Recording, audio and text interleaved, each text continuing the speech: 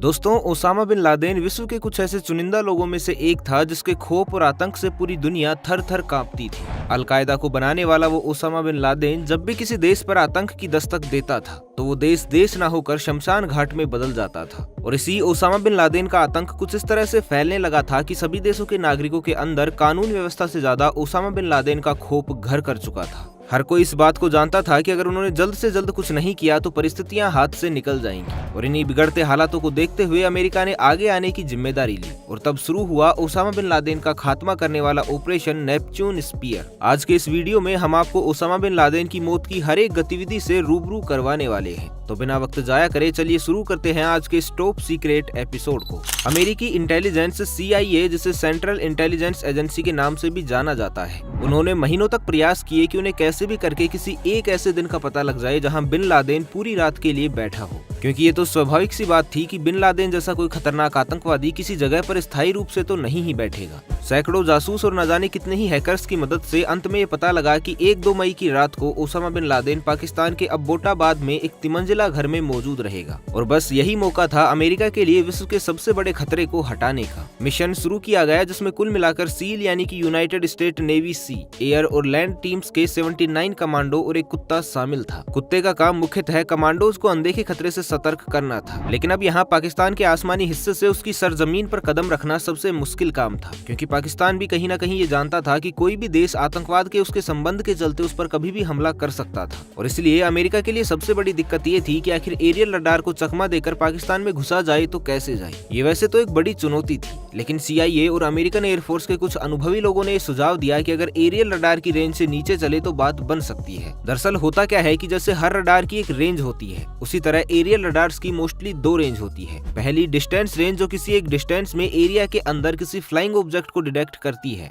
लेकिन इसी के साथ साथ उस समय तक ज्यादातर एरियल रडार्स में एल्टीट्यूड रेंज भी पाई जाती थी। ये एल्टीट्यूड रेंज बेसिकली एक सीमित ऊंचाई में उड़ रहे किसी भी फ्लाइंग ऑब्जेक्ट को ही डिटेक्ट करती थी, जिसका मतलब कि अगर रडार को डिटेक्शन क्राइटेरिया के अंदर किसी फ्लाइंग ऑब्जेक्ट को कंसीडर करना होता था तो उस फ्लाइंग ऑब्जेक्ट को न सिर्फ रडार से एक सीमित दूरी पर आना पड़ता था, बल्कि उसे एक निश्चित डिटेक्टेबल एल्टीट्यूड पर भी उड़ना पड़ता था। और इस फंक्शन से ही किसी एयरक्राफ्ट और बाकी के ऑब्जेक्ट में डिफरेंस पता चल पाता था। वैसे तो एक ऐसी एल्टीट्यूड हुआ करती थी जिसके नीचे एयरक्राफ्ट को उड़ाना किसी बड़े खतरे से कम नहीं था, लेकिन बात जहां बिन लादेन जैसे बड़े आतंकवादी की थी, वहां अमेरिका कोई चांस लेने से पीछे नहीं हटना चाहता था। इसके अलावा रडार से बचने के लिए सतर्कता और बढ़ाने की वजह से उन्होंने हेलीकॉप्टर को पहाड़ी रास्तों से उड़वाया, जिस इलाके से कोई घुसपैठियों के आने की उम्मीद भी नहीं कर सकता था। हालांकि इतने जोखिम उठाने के बाद कुछ न कुछ होना तो लाजमी था, जिस वजह से एक हेलीकॉप्टर कुछ देर के लिए अनस्टेबल हो गया, जिसके परिणाम स्वरूप उनमें से एक हेलीकॉप्टर की सॉफ्ट क्रैश लैंडिंग हुई। भाग्यवश इस वजह से स्थितियां बहुत ज्यादा तो नहीं बिगड़ी और किसी को गंभीर चोटें भी नहीं आई, लेकिन उस लम्हे में बिगड़ी स्थितियों से ज्यादा उनके अंदर इस बात का डर था कि अगले कुछ लम्हों में क्या होने वाला है। सील के जवान नाइट गोगल्स और असोल्ट राइफल्स हाथ में लिए आगे बढ़ते गए और कुछ खबरों के हिसाब से उन्हें घर के बाहर 3 आतंकवादी मिले थे, जिन्हें उन्होंने देखते ही मार गिराया। जहां एक तरफ सील अपने ऑपरेशन में व्यस्त थी तो वहीं दूसरी ओर घर के अंदर काफी ज्यादा अंधेरा हो चुका था,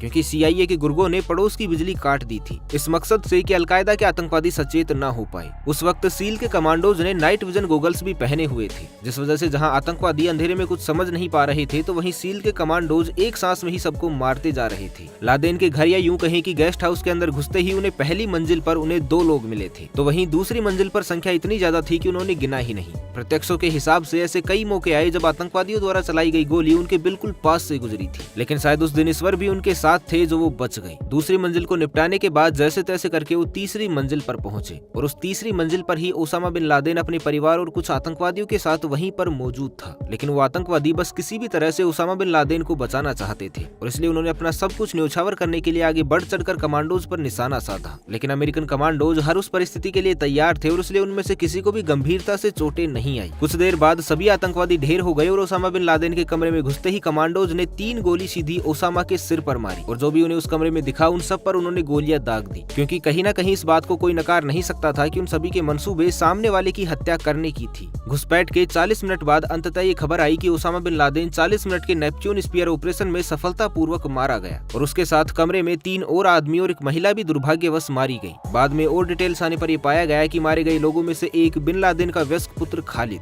दूसरा बिन लादेन लादेन का कुरियर अबू अहमद अल कुवैती, तीसरा उस कुरियर अल कुवैती का भाई अबरार और चौथी अबरार की पत्नी बुशरा थी। हालांकि वैसे तो इस ऑपरेशन के खत्म होने के बाद काफी सारी खुशियां मनाई गई, लेकिन इन्हीं खुशियों के बाद में शुरू हुई बहसों की एक श्रृंखला। ऑपरेशन के सफलतापूर्वक खत्म होने के बाद साल 2014 तक कई किताबें लिखी गई और इस वक्त तक तो इतनी सारी खबरें वो भी विश्वसनीय सूत्रों से आ चुकी थी कि इंसान ये विश्वास ही नहीं कर पा रहा था कि आखिर भरोसा करे तो करे किस खबर पर। किसी की किताब में ये लिखा रहता था कि इस ऑपरेशन में किसी भी कमांडोज की जान नहीं गई, तो किसी अखबार के पहले पन्ने पर यह लिखा रहता था कि ओसामा बिन लादेन के खात्मे वाले ऑपरेशन नेपच्यून स्पीयर में 6 जवान मारे गए। और तो और ये 79 कमांडो द्वारा ऑपरेशन को किए जाने का डेटा भी विकिपीडिया में ही दिया गया है और हमने भी इसे वहीं से आपके सामने पेश किया है। वरना अभी तक तो किसी को इस बात की भी ढंग से खबर नहीं है कि इस ऑपरेशन में 23 कमांडो सम्मिलित थे, 79 थे या उससे कम या उससे ज्यादा। खैर, असलियत चाहे जो भी हो, पर बिन लादेन की मौत के बाद से कुछ सालों तक विश्व में आतंकवाद की घटनाओं में थोड़ी सी कमी आई। इसके अलावा जो पाकिस्तान हमेशा इस बात को नकारता था कि वो अपनी सरजमी पर किसी भी आतंकवादी को पनाह नहीं दे रहा है, उसकी सारी बातें धरी की धरी रह गई और पूरे विश्व में कई देशों की तरफ से उस पर काफी सारे प्रतिबंध और पाबंदियां लगाई गई। इसके अलावा पाकिस्तान की डिफेंस टेक्नोलॉजी पर भी काफी सवाल उठाए गए, जो 2 इतने बड़े बड़े हेलीकॉप्टर्स को भी डिटेक्ट नहीं कर पाए और इस वजह से जो दुष्परिणाम पाकिस्तान ने देखे हैं उसका हर्जाना उसे आज तक भी भुगतना पड़ रहा है। हालांकि उस रात कमरे में बिन लादेन के साथ और भी कई सारी महिलाएं मौजूद थी, जिनमें से एक उसकी खुद की पत्नी अमल अहमद अब्दुल फतेह भी थी और उसने ऑपरेशन और बिन लादेन को लेकर कई आपबीतियां भी बताई है, जिनको आप इंटरनेट पर अलग अलग सोर्सेज के थ्रू पढ़ सकते हैं। ओसामा बिन लादेन के बाकी बच्चों और बीवियों के साथ क्या हुआ, ये बात आज तक किसी को भी पक्के तौर पर नहीं पता है और इसी वजह से उनके हालात अज्ञात की श्रेणी में डाले जाते हैं। लेकिन वहीं कुछ अमेरिकन न्यूज एजेंसीज ये दावा करती है कि बिन लादेन की मौत के बाद उसके कई बच्चों ने आतंकवाद की दुनिया अपने पिता के बदले के लिए ज्वाइन कर ली थी। तो वहीं उसकी पत्नियों को लेकर आज भी ऐसा माना जाता है कि अमेरिकन इंटेलिजेंस ने बिन लादेन की पत्नियों पर काफी जुल्म ढाए थे। हालांकि सच्चाई क्या है ये तो हम में से कोई नहीं जानता और चूंकि अमेरिका इतनी सारी बातें छुपा कर रखता है, इसलिए शायद हमें उन सभी गतिविधियों के बारे में कभी पता भी नहीं चल पाएगा। वैसे दोस्तों, कई अफवाहें तो ये भी दावा करती हैं कि ओसामा बिन लादेन आज भी जीवित है और शायद अमेरिका का ऑपरेशन नेपच्यून स्पीयर फेल हो गया था और शायद तभी ही अमेरिका अपने इस ऑपरेशन को पूरी दुनिया से छिपा रहा है। कई लोगों का ये मानना है कि ओसामा बिन लादेन आज भी दुनिया के किसी कोने में जिंदा है। तो दोस्तों, आपका इसके बारे में क्या सोचना है? क्या ओसामा बिन लादेन आज भी जीवित हो सकता है? हमें कमेंट करके जरूर बताइएगा। तो बाकी आज के लिए बस इतना ही, मिलते हैं एक नई वीडियो में। तब तक के लिए खुश रहे, मस्त रहे, हंसते रहे। भगवान करे आप सभी का दिन शुभ हो।